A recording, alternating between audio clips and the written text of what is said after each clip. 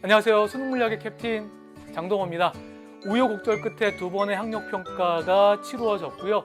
그 다음에 교육평가원이 주관하는 6월 모평이 끝났습니다. 많은 수험생들이 6월 모평이 끝이 나고 상심해 있을 텐데 그 상심된 마음을 위로하면서 앞으로 우리가 어떻게 전략적으로 남은 시간들을 계획적으로 잘 준비할 수 있는지를 캡틴이 함께 고민하기 위해서 이 영상을 준비했습니다.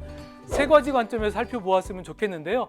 첫 번째는 문항을 철저하게 분석하자 이고요. 두 번째는 2015 교육과정이 반영된 첫 번째 모평을 철저하게 살펴볼 예정이고요. 세 번째는 남은 기간 동안에 어떻게 우리가 밀도 있는 전략적인 학습을 준비할 것인가, 그것들을 함께 살펴보려고 합니다.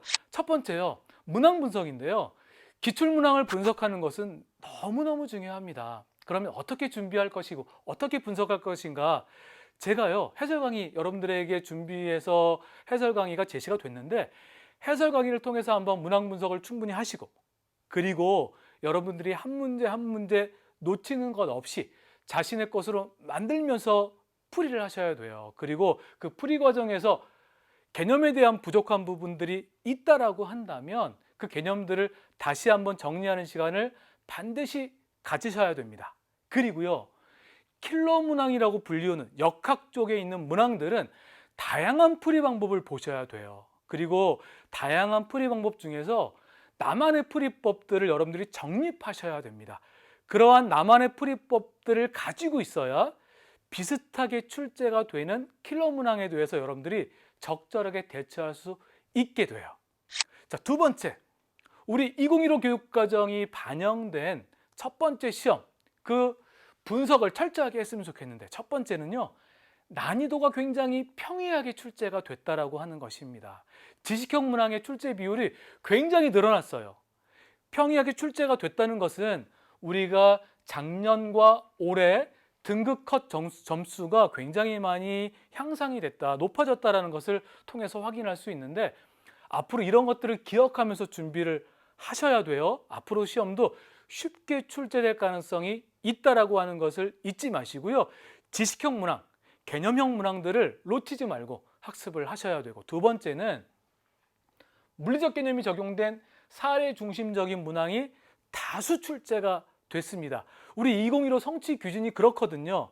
우리가 배운 물리적인 개념들이 우리 실생활 속에서 어떻게 적용되고 있는지 그 사례를 안다, 확인한다, 설명할 수 있다, 이런 것들이 굉장히 중요하기 때문에 그것들을 바탕으로 학습을 하셔야 되고, 우리가 6월 모평에서 크게 이러한 형태, 전류의 자기작용이 사용된 사례, 그리고 파동의 상세 간섭이 사용된 사례, 이렇게 사례 중심적인 학습을 반드시 하셔야 된다, 명심하셔야 됩니다. 그리고 세 번째는 어쩌면 굉장히 중요한 것인데요, 교과서에 없는 식을 활용한 문제가 출제가 될 수 있다라고 하는 것입니다. 특히 이 용철 부분이 그래요.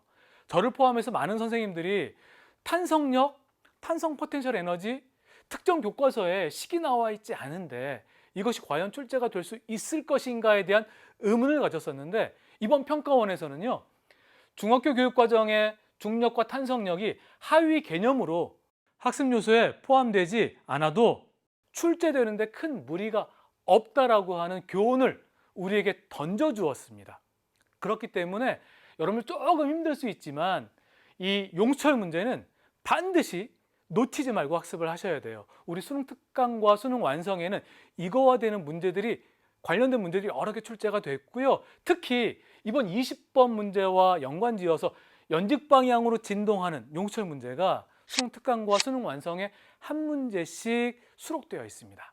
그 문항 중심으로 열심히 잘 학습하시면서 준비하시기를 당부드리겠습니다. 자, 그러면 6월 모평 이후에 우리가 어떻게 전략적인 학습 계획을 세울 것인가? 일단 기본으로 돌아가자입니다. 여러분, 공부는요, 옆에 있는 친구들을 보고 하는 것이 아니에요. 친구들이 문제 풀고 있다고 해서 조급해하면서 문제를 푸시면 안 돼요. 특히 6월 모평에서 3등급 이하의 등급을 받은 친구들이라면 수능 개념을 조금 더 익히는 시간을 가지셔야 됩니다.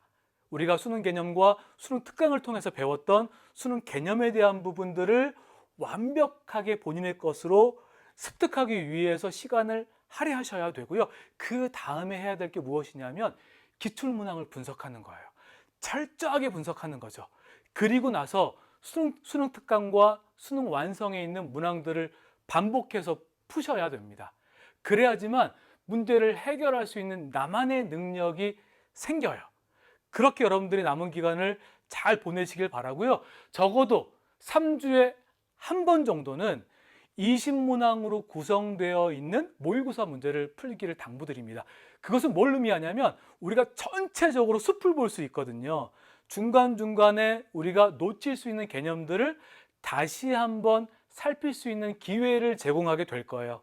그러니까 여러분들이 전체적으로 학습 계획을 세우실 때 3주에 한 번 정도는 20문항으로 구성되어 있는 물리학 전 범위가 포함되어 있는 모의고사 문제를 풀겠다라고 하는 학습 계획을 세우시고요. 그리고 9월 모평이 지나간 이후에는 더 철저하게 6월 모평, 9월 모평이 포함되어 있는 기출문항 분석, 그리고 그때도 우리의 허점, 단점들이 보일 거예요. 약한 부분이 보이는 개념들을 익히시면서 수능을 준비해 나간다면 여러분들의 목표라는 점수 충분히 받을 수 있습니다. 시기적으로 너무 조급해하지 말고요. 여러분 건강관리 잘 하시면서 저와 함께 준비해 나간다면 분명히 좋은 성적을 받을 수 있는 그런 기간이 될 수 있고 수능이 될 수 있다는 말로 여러분들 격려하고 응원하면서 이 영상을 마무리하도록 하겠습니다. 여러분들 힘내세요.